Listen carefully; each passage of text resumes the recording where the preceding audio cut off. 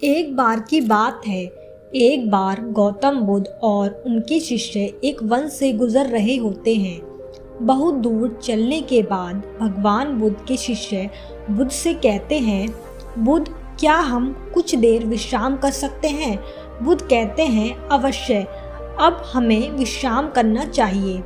ओ देखो, एक बड़ा वृक्ष है, हम उसके नीचे विश्राम करेंगे। बुद्ध और उनके शिष्य उस वृक्ष के नीचे बैठ जाते हैं। उनमें से एक शिष्य ने बुद्ध कहता है, बुद्ध, आपसे हमसे एक बात कही थी कि हम जैसा सोचते हैं हम वैसा ही बन जाते हैं। कृपया करके इस कथन को विस्तार से समझाइए। बुद्ध कहते हैं, अवश्य, मैं तुम्हें एक छोटी सी कहानी सुनाता हूँ। एक नगर में एक बहुत धनी सेठ रहता था। उसके पास धन की कोई कमी नहीं थी, परंतु फिर भी हर समय धन इकट्ठा करने के बारे में सोचता रहता था। एक बार सेठ के घर उसका एक रिश्तेदार आता है। सेठ उसकी खूब खातिरदारी करता है। बातों बातों में सेठ का रिश्तेदार सेठ से कहता है, अरे सेठ जी, हमारे नगर में एक नामी गिरामी सेठ रहता था। वह आपसे ज़्यादा धनवान था।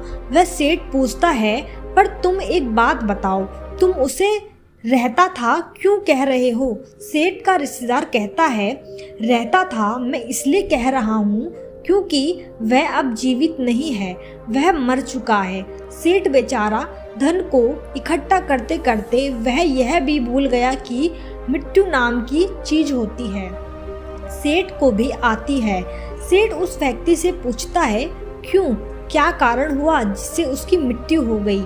सेठ का रिश्तेदार कहता है, कारण तो कुछ ना था, अचानक ही उसका बुलावा आ गया और उसको जाना पड़ा।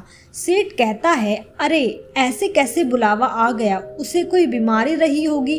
वह व्यक्ति कहता है, नहीं, उसे कोई बीमारी नहीं थी, वह तो अचानक ही मृत्यु को प्राप्त हो गया। सेठ अपने रिश्तेदार की बात सुनकर हैरान रह जाता है, क्योंकि अब तक वह सोचता था कि मृत्यु बुढ़ापे में आती है या किसी बीमारी के कारण आती है, क्योंकि सेठ अभी जवान है, वह अभी मरना नहीं चाहता।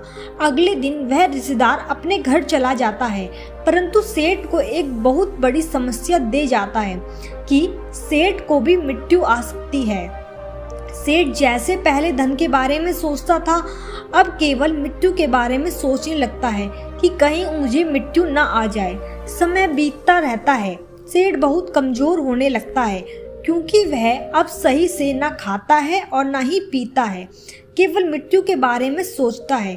उसकी जीवा पर केवल एक ही कथन रहता है, कहीं मेरी मृत्यु न हो जाए, और वह बीमार हो जाता है। उसकी ऐसी स्थिति हो जाती है मानो कभी भी प्राण निकल जाए। सभी लोग उस सेठ की ऐसी हालत देखकर बड़े आश्चर्यचकित होते हैं, क्योंकि उन्होंने देखा था वह सेठ हमेशा खुश रहता था, उसके पास धन की कोई कमी नहीं थी। पर अब इसको क्या हुआ? अब सेठ कहीं आता जाता नहीं था, केवल एक जगह लेटा रहता था। उस सेठ की हालत देखकर उस सेठ का एक मित्र एक सन्यासी को उस सेठ के पास लाता है और कहता है, सुनो, यह बहुत प्रसिद्ध सन्यासी हैं, तुम अपनी समस्या इन्हें बताओ, ये उसका समाधान जरूर बताएंगे। वह सन्यासी उस सेठ से पूछते हैं, क्या हुआ? मैं तुम्हें पहले भी देख चुका हूँ, परंतु तुम इतने कमजोर कैसे हो गए? कौन सी चीज तुम्हें खाए जा रही है? सन्यासी की बात सुनकर वह सेठ सन्यासी से कहता है, मैं मृत्यु को प्राप्त नहीं होना चाहता हूँ, अगर मुझे मृत्यु ना आ जाए। सेठ की बात सुनकर वह सन्यासी मुस्कुराकर बोले, अच्छा, तुम्हें मृत्यु का भय है? वह सेठ कहता है, हाँ, मेरे पास इतना सारा धन है, इसका उपयोग कौन करेगा? मुझे मृत्यु को प्राप्त नहीं होना है, मुझे जीना है। वह संत कहते हैं, तुम्हारी इस समस्या का मैं अभी समाधान निकालता हूँ। संत की बात सुनकर सेठ बहुत खुश होता है, उस संत के आगे हाथ जोड़ता है और कहता है, कृपया करके मेरे इस समस्या का समाधान कीजिए।